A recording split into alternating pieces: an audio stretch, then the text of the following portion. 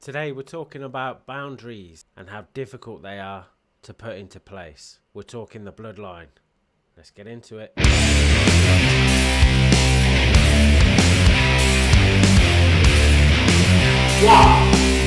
two, my God, it's the Kickout Show! So welcome to WWA Wrestling with Adversity, and today I want to talk about the bloodline, how that relates to us at home with our families, our friends, and our loved ones. It's really difficult, isn't it, to put in boundaries, to say to somebody that you love, that's enough, or you want to say yes to everything. You feel like you're obligated to say yes. You feel like you owe people something. Say it's your mum or your dad. And you might be a bit older now. You might be in a house of your own, with your own kids, with your own family. And you're getting pressure. You get pressure from the family to participate in something or to do something, or they're trying to control you in a certain way because it's always been that way. If we look at the bloodline, we can see that when Roman came back and started the bloodline with Paul Heyman, became the tribal chief, he was following in a tradition.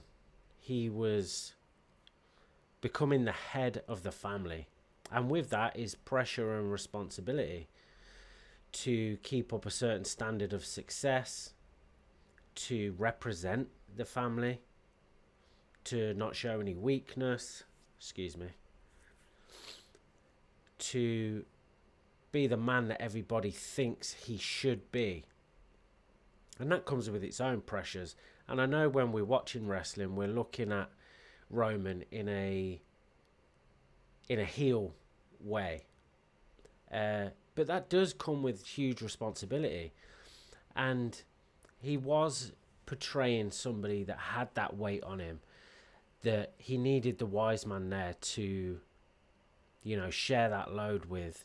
And when Jimmy and Jay weren't cutting the mustard, when they weren't up to it, he was getting angry and frustrated because he's putting food on the table. He's representing the family, and like, you're letting me down. So that's kind of like the angle that he's coming from, and we're seeing that as the heel in the storyline, and that's fine. But it does come with its own pressures and responsibilities. So first of all, when we're looking at someone in our family or close relationship, we've got to remember that they're looking at the world through a certain lens as well. They're looking at the world through a certain pair of glasses that have pressures and expectations as well. The thing is, we don't need to take those expectations on our shoulders. Just because it's always been done this way doesn't mean that's how it always needs to be done that way. And this is where our mental health can start to suffer, because the pressure then is put onto us to fulfill a certain role, or to fulfill a need for that other person. And sometimes that's not good for us. Many times that cannot be good for us. It's okay being a pillar for somebody. If you've got children or your partner or an ill parent or something like that, yes, you can be a pillar, but you still need boundaries. Because without boundaries, what are you? You're just available to anybody who wants to take. And you'll give as well. You'll give. And eventually you become depleted. And there's nothing left. There's nothing left for you. There's nothing left for them. But we grew up in a society, well, I know I did. I grew up in a world where I was told, don't be selfish. Always share. Put others first. And for me, that became a kind of way of almost seeking validation and approval and love, as if I had to earn it. So what I would do is I would give, but in an expectation that something would come back. And it didn't always come back, and a lot of times it didn't come back. So then when you're giving and nothing's coming back, what does that do? it leads you down the path then of resentment and bitterness and frustration. And then you get all up in your head, well, if I'm doing this and this and it's not coming back, then why am I even doing this? What am I here for? Why am I being ignored? Why am I being undervalued? I do all this and they just expect more and more and more. And it doesn't matter that it's your loved ones. They will still take. They're just human beings. It doesn't mean that they hate you or that they don't love you or there's no respect there. It's just people are looking at the world through their lens, not yours. Only you can do that. So when we look at the bloodline, we can see that Jimmy and Jay were basically strong-armed into joining the bloodline. There was threats. There was, how did Roman put it? He would say stuff like, I'm putting food on your family's table. Emotional blackmail, gaslighting. Saying to them like, you've only got this because of me. Therefore, you have to do this for me. You owe me that. You have to give me respect. And there was a fight back from Jimmy and Jay. And Jay was willing to fight for it. And I remember when Jimmy came back and he said, I ain't nobody's bitch. Unfortunately, they didn't continue with that storyline. I was frustrated about it at the time. But there's definitely a time where they were rebelling and they were saying, no, this isn't right. We're not doing this. But their will was broken. He blackmailed them. I think he beat Jimmy to it within a pulp, and Jay had to quit and they joined. They went on to have great success. They brought Sammy on board. They won all the titles. They had everything. We're the ones. They would go rampant on Raw and beat everyone up, and We the Ones was trending. It was top of the pops. They were unbeatable. It didn't matter who Roman fought. The Usos would come in with Sammy. If Sammy was there, he wasn't there all the time, and they would cheat and do whatever it took for Roman to stay on top. But eventually, like it always does, it gets to the point where you're like, well, who am I? What am I supposed to be doing? Yes, I can support you, but what about me? I want something in my life. I want something that's sacred to me. I want to be proud of who I am. I want to show up for my family and show them what I'm made of, what I can do. I want to show up for myself. I want to do the things that I want to do. I want to be the person that I want to be. I want to travel the world. I want to leave. I want to go and do this. I want to follow this religion. I want to follow this leader. I want to become a leader. I want to build something. I want to create something. I want to sit still. I want to do nothing. These are all valid experiences that we all have in our minds that come up and they light us up and they make us feel a certain way. But then the people around us, they tear us away from that. Responsibilities and pressures.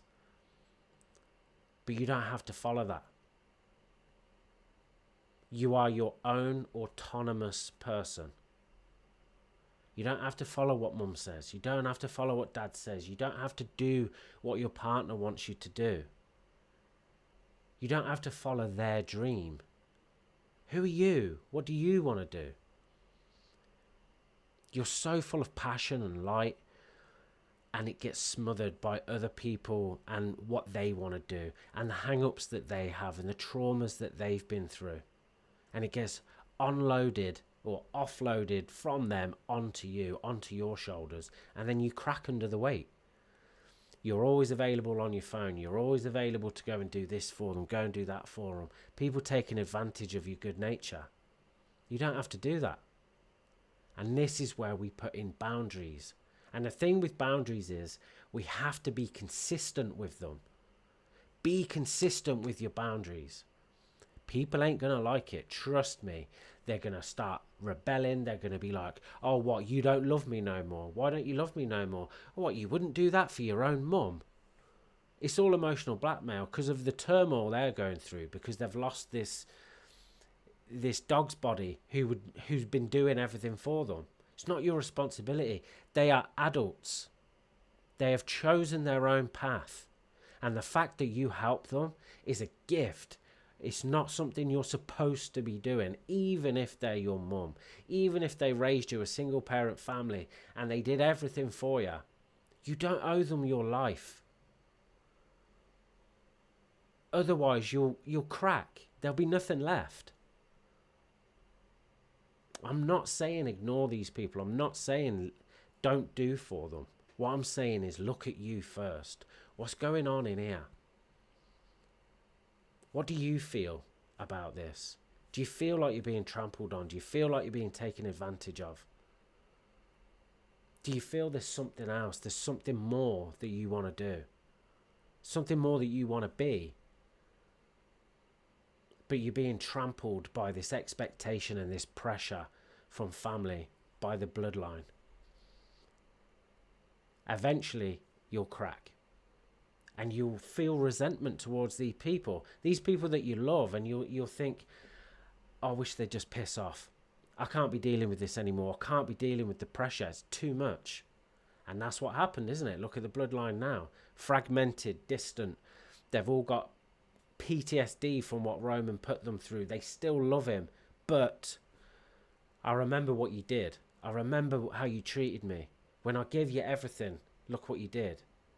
And that's what we get like in real life. And that's why Sammy turned and hit him with the chair. That's why the Uso super kicked him and it all fell apart. Because there was no boundaries. And then it can go the opposite way then. Jimmy and Jay going off. They want to do their own thing. They don't want nothing to do with you anymore. They didn't want anything to do with Roman. And it's taking time for that rift to heal.